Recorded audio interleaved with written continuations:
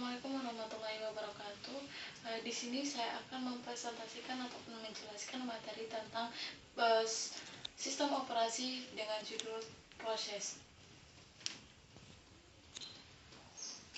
Sistem operasi mengeksekusi berbagai jenis program pada sistem batch.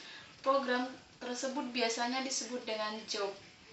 Sedangkan pada sistem time sharing, program disebut dengan program user atau task. Proses adalah program yang sedang dieksekusi. Eksekusi proses dilakukan secara berurutan.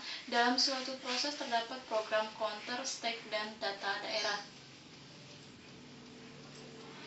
Status program atau status proses menunjukkan diagram status proses. Status proses terdiri dari beberapa, yaitu yang pertama new. New adalah proses yang sedang dibuat, dan yang kedua adalah running. Running itu adalah proses sedang dieksekusi. Sedangkan yang ketiga yaitu ada waiting. Waiting adalah proses yang sedang menunggu beberapa event yang akan terjadi, seperti menunggu untuk menyelesaikan input atau output menerima sinyal.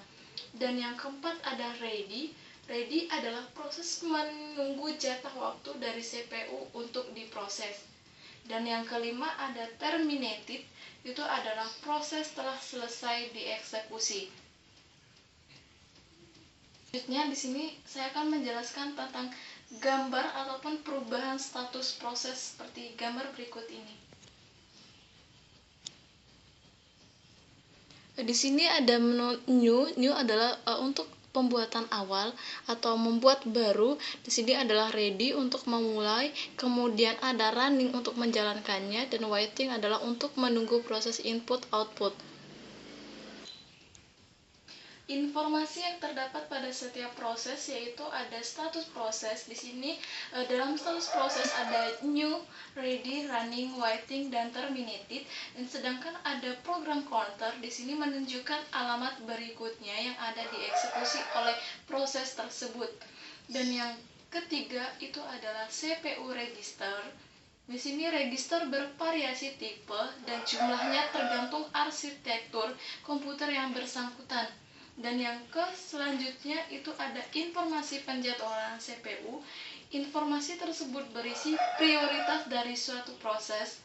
Register, page table, dan segment table tergantung pada sistem memori yang digunakan oleh sistem operasi. Dan ada informasi akunting. Di sini adalah informasi tersebut berisi jumlah CPU dan real times yang digunakan oleh times limit, akun number, jumlah job atau proses. Selanjutnya ada antrian penjadwalan. Di sini ada jenis-jenis antrian penjadwalan adalah yang pertama ada job queue. Job queue itu adalah semua proses yang masuk pada suatu sistem akan diletakkan ke dalam job queue. Dan yang selanjutnya ada ready queue. Di sini adalah sedangkan proses-proses yang ada di memori utama dan menunggu untuk dieksekusi diletakkan pada suatu list yang disebut dengan ready queue. Dan kemudian ada device queue. Di sini adalah deretan proses yang sedang menunggu peralatan input atau output tertentu disebut dengan device queue. Penjadwalan scheduler. Di sini terdapat dua bentuk penjadwalan. Yang pertama ada long term scheduler atau disebut dengan job scheduler, atau juga ada short term scheduler atau disebut dengan CPU scheduler. Di sini short term scheduler atau job scheduler di sini adalah menyeleksi proses-proses mana yang harus dibawa ke ready queue. Dan sedangkan short term scheduler atau CPU scheduler adalah memilih proses-proses yang siap untuk dieksekusi dan mengalokasikan CPU ke salah satu dari proses-proses tersebut. Secara umum, proses dapat digambarkan sebagai berikut. Yang pertama ada input output both process, yaitu proses-proses yang membutuhkan lebih banyak waktu untuk menjalankan input atau output daripada melakukan komputasi, sehingga CPU bus yang dibutuhkan lebih singkat.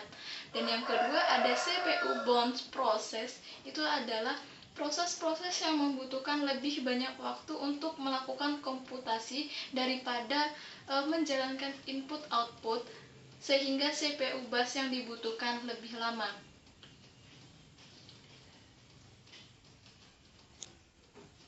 Untuk context switch adalah proses penyimpanan status proses dan pengambilan status proses yang baru pada saat terjadi switching. Pada saat terjadi perpindahan proses, sistem tidak bekerja. Waktu context switch tergantung pada perangkat keras yang digunakan.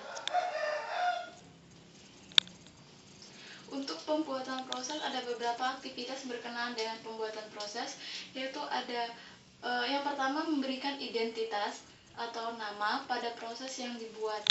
Dan yang kedua ada menyisipkan proses pada list proses atau tabel proses. Dan yang ketiga yaitu menentukan prioritas awal proses. Dan membuat PCB, kemudian mengalokasikan resource awal bagi proses tersebut. Ada beberapa kejadian yang menyebabkan pembuatan suatu proses baru, antara lain itu ada satu, pada lingkungan batch sebagai tambahan atau pekerjaan job. Setelah menciptakan proses baru, sistem operasi melanjutkan untuk membaca job selanjutnya. Dan pada lingkungan interaktif, pada saat user baru saja dijalankan. Kemudian ada sebagai tanggapan atas suatu aplikasi seperti mencetak file, ada sistem operasi dapat menciptakan proses yang akan mengelola pencetakan tersebut. Pembagian sumber daya ada parent and child, membagi semua sumber daya yang ada. Kemudian child itu adalah menggunakan sebagian dari sumber daya yang akan digunakan ke parents. Dan ada parent dan child tidak membagi sumber daya.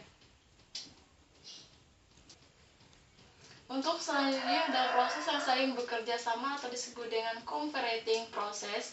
Di sini proses-proses yang dieksekusi oleh sistem operasi mungkin berupa proses-proses yang terpisah atau disebut dengan independence, atau proses yang saling bekerja sama atau disebut dengan kooperatif. Proses yang terpisah adalah proses yang tidak berakibat atau tidak diakibatkan oleh eksekusi dari proses lain.